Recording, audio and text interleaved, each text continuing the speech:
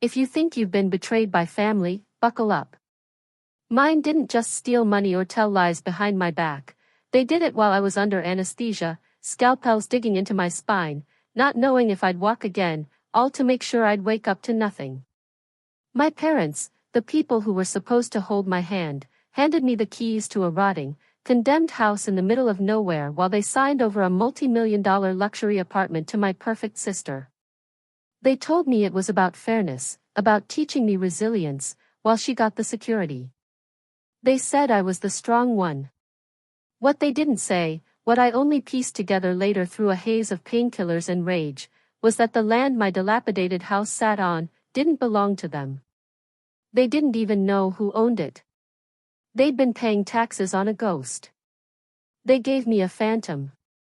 They gave her a kingdom. And they did it with smiles, with pitying looks, as I learned to walk again in a hospital corridor, my future sold for scrap.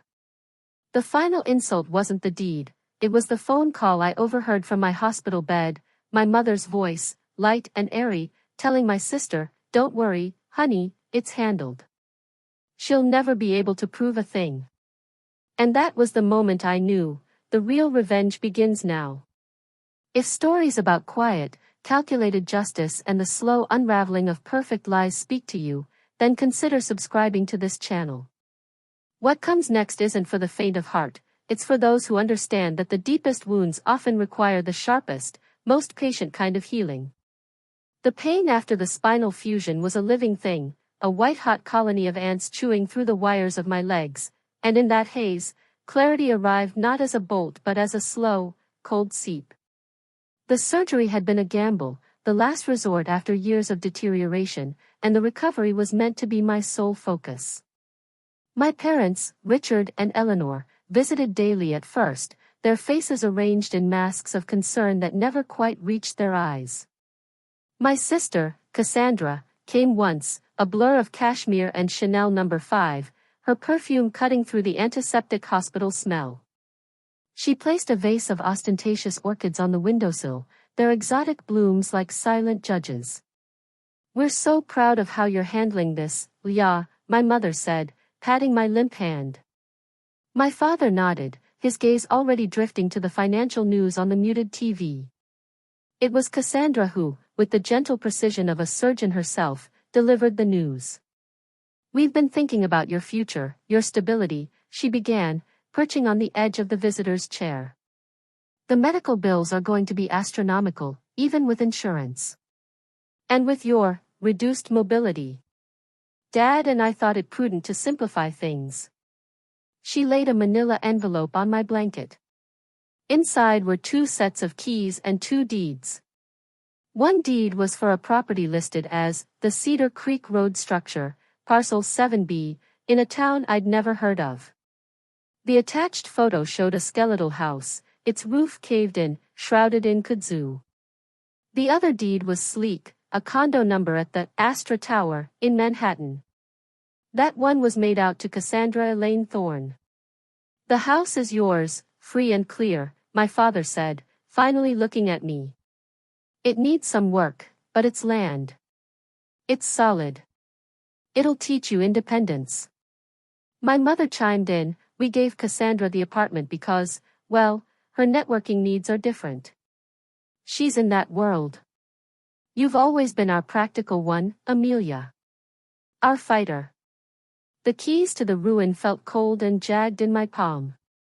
The keys to the Astra Tower, which Cassandra dangled before slipping into her Birkin, were sleek and modern. They called it an early inheritance, a way to help us both. They called it love. I was too full of morphine and defeat to call it anything but a shock. I just stared at the water-stained ceiling tiles, listening to the beep of my own heart monitor, a sound that now felt like a countdown.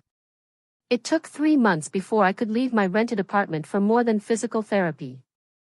The twins, Chloe and Sam, were 6, a whirlwind of energy I had to parent from a chair, their small faces etched with a worry no child should wear. The money from my design freelance work had dried up. The medical debt was a wolf at the door. And sitting on my coffee table, like a taunt, was the deed to the Cedar Creek Road Structure. I had to see it. I loaded the kids into my old SUV, their tablets charged for the long drive, and navigated to the GPS coordinates. The town was a whisper, a few crumbling brick buildings clinging to the side of a mountain in upstate New York. Cedar Creek Road was a gravel track that faded into mud. And then I saw it. The photo hadn't done it justice. It wasn't a fixer-upper, it was a monument to collapse. The front porch had surrendered to the earth. Windows were sightless eyes. It was less a house and more a memory of one. Something in my chest, something that had been holding tight since the hospital, finally broke. Not into tears, but into a kind of crystalline, silent fury. I walked the perimeter, my cane sinking into the soft ground, the twins warned to stay in the car. Behind the house, nearly swallowed by wild blackberries, was a moss-covered stone marker. I used my cane to scrape away the green. It wasn't a property marker. It was an old grave. A small, weathered thing, the name and dates long eroded by a century of rain. My parents had given me a house on top of a stranger's grave. I laughed then, a sharp, ugly sound that startled birds from the trees. This was my inheritance. Not just a ruin, but a haunted one. The practical part of my brain, the part that had built a career solving spatial problems, kicked in. If I was going to be saddled with this, I needed to understand it. I went to the county clerk's office in the nearest real town, a place with a functioning traffic light. The clerk, a woman with kind eyes and a nameplate that read, Marge, pulled the records with a sympathetic click of her tongue. Ah, parcel 7B. The old Vane place. She spread out brittle, yellowed maps and more recent surveyor prints. It's a peculiar little slice. Your parents, Richard and Eleanor Thorne, purchased the structure, just the structure, mind you, from a bank foreclosure 15 years ago. They've been paying the property taxes religiously. She traced a line on the newer survey with a stubby pencil. But see this dashed line here? That's the boundary of the actual land plot. According to this, and to the grandfathered title going back to 1892, the land itself, the ground under that house, was never part of the foreclosure sale. It's a separate entity. I leaned in, the cheap plywood of the counter digging into my ribs. Who owns the land, then? Marge's face creased in puzzlement. That's the thing, honey. The title for the land plot, Parcel 7A, shows a transfer in 1892 to a private trust. A Heron's Watch Trust. No subsequent sales, no transfers. But it's not in taxes on the land for the state to seize it. They haven't been paid since 1947. It's just dormant. Like everyone forgot about it. Your parents have been paying taxes on a building they own, that sits on land no one has claimed for 75 years. The air left my lungs. They gave me a house they owned, on land they didn't, land that belonged to a ghost trust. It was a Russian nesting doll of deceit, each layer more absurd than the last. It wasn't just a cruel gift, it was a negligent one, a testament to how little they bothered to think of me at all. How do I find this trust? I asked, my voice steady, cold. Marge shrugged, already filing the papers away. Lawyer territory, I'm afraid. And a good one. Those old family trusts, they're labyrinths. I didn't hire a good lawyer. I became one. In the dead of night, pain humming in my spine, the kids asleep, I taught myself property law. I read dry, dense texts on trust and estate law, on adverse possession, on mineral rights and easements. I followed digital paper trails until my eyes burned. The Heron's Watch Trust was a phantom, but phantoms leave traces in ink and microfilm. It led me, inevitably, to my grandfather. Arthur Thorne. My father's father. A man who had died when I was 10, a stern, silent presence who smelled of pipe tobacco and seemed disappointed by the modern world. I remembered a summer visit, him pointing to a framed, faded photograph of mountains. That's where the real wealth is, he'd grumbled. Not in stocks. In the earth. In knowing what's yours. I'd thought he was being poetic. Now, I dug through online archives of local newspapers from the 1940s and 50s. I found a society page snippet, Arthur Thorne and wife summering in the Adirondacks. A follow-up business item, Thorne secures exclusive surveying rights for Northern Township Holdings. The pieces were scattered, but a pattern was forming in the gloom of my apartment. My grandfather had been a land speculator, a quiet accumulator of forgotten parcels. The trust was his. He must have created it to hold assets away from the main family business, from future creditors, or perhaps from his own son, my father, whom he'd never deemed shrewd enough. My parents likely knew about the house, the useless structure, but not about the trust that held the valuable land beneath it. They'd seen a tax liability, a worthless eyesore, and thought it the perfect placebo to pacify the damaged daughter. The cruelty was in the carelessness. It was the gift that kept on giving nothing. Meanwhile, Cassandra's life was a glittering scroll on social media. There she was, on the terrace of the Astra apartment, the sparkling skyline of Manhattan behind her, toasting with people whose faces I recognized from Forbes lists. The apartment wasn't just a home, it was a weapon in her social arsenal. My parents were in the comments, beaming with pride, our shining star. So proud of the life you've built. I would look at those photos, then at my own reflection in the dark computer screen, hollow-eyed, wearing the same sweatpants for 3 days, a legal textbook open on my lap, and feel the cold crystal of my fury grow denser, harder. Revenge, I was learning, wasn't an explosion. It was geology. It was the imperceptible, patient pressure that turns soft sediment into stone, that shifts continents. I began to plan. I needed leverage. I needed a crack in their perfect facade. It came from an unexpected place, my mother's compulsive need to document and share. She used a cloud-based family photo app, one I still had access to from years ago. I logged in, not to see pictures of smiling grandkids, but to check the metadata, the connected devices. One of the connected devices was an old iPad registered to my father. An iPad that, according to the sync history, still occasionally backed up. And one of the apps on that iPad was a voice memo app. My father, a man of analog habits, had once tried to use it to record business ideas. He'd forgotten it existed. I knew his password, it was Sam's birthday, a fact that stabbed me with a strange sorrow. I accessed the backup from the web, my fingers ice cold on the keyboard. The memos were mostly empty, 30-second bursts of silence or the rustle of papers. Then, I found it. Dated the day after my surgery. The recording was faint, muffled, as if the iPad had been left in a bag or under papers in his study. But the voices were unmistakable. My father's low grumble. My mother's crisp, the final piece was Cassandra. Her power was her image, her connections, her flawless narrative. I began to study her world. I knew she was brokering a massive deal, merging her boutique real estate firm with a larger REIT. It was her crowning achievement, the thing that would vault her from socialite to serious power player.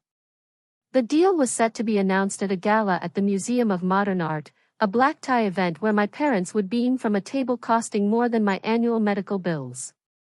I got myself invited. It wasn't hard. A forgotten college friend worked in event planning.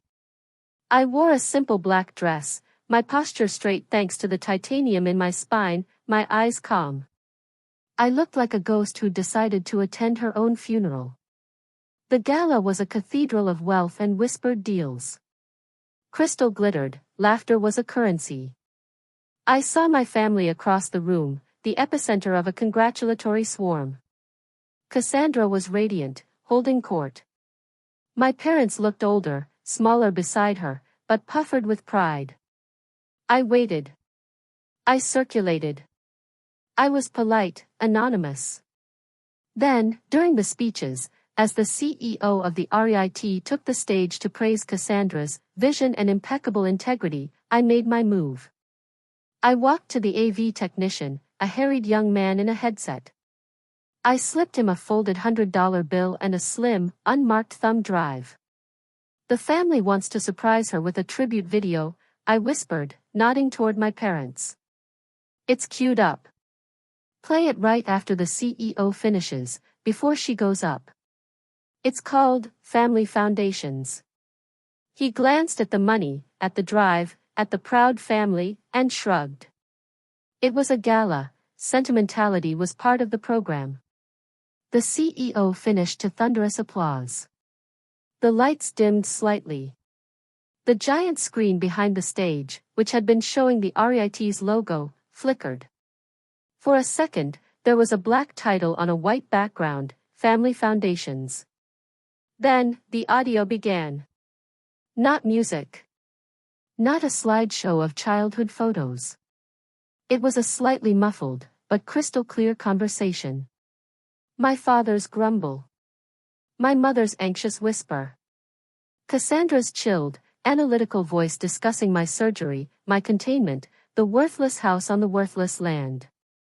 The room, which had been buzzing with low chatter, fell into a stunned, disbelieving silence.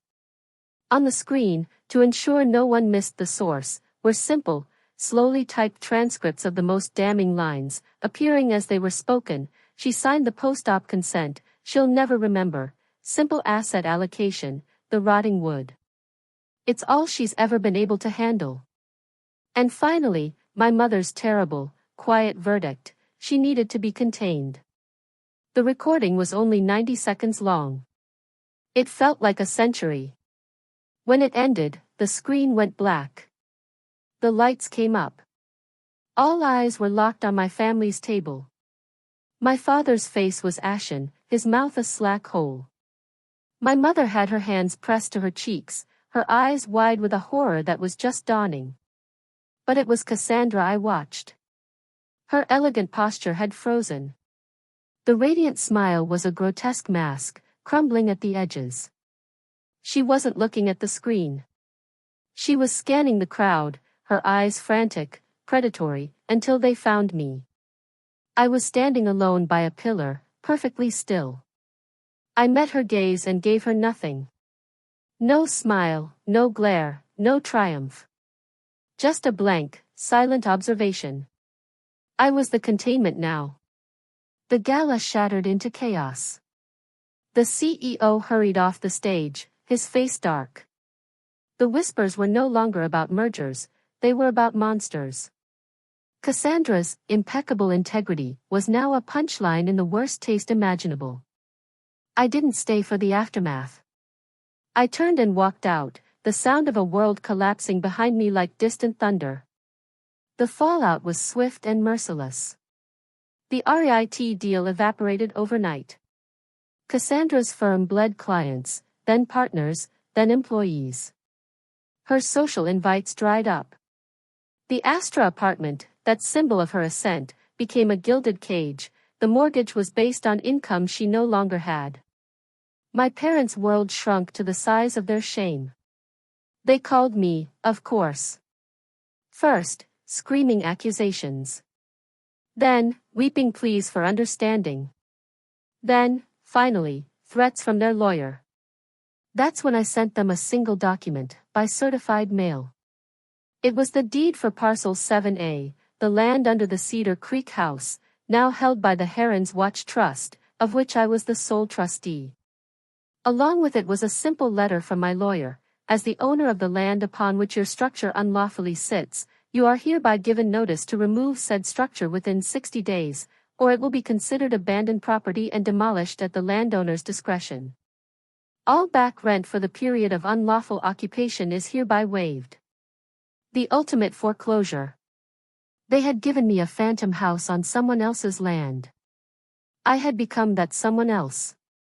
The legal battle would be long, ugly, and expensive for them.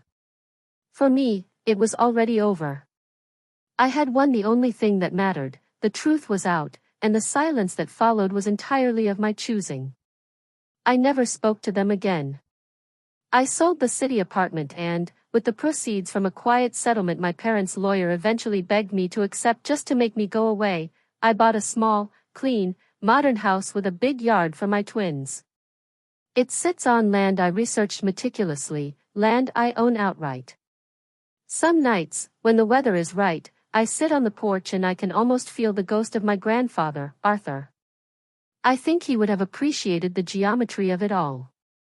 They tried to bury me in a forgotten plot. I didn't claw my way out.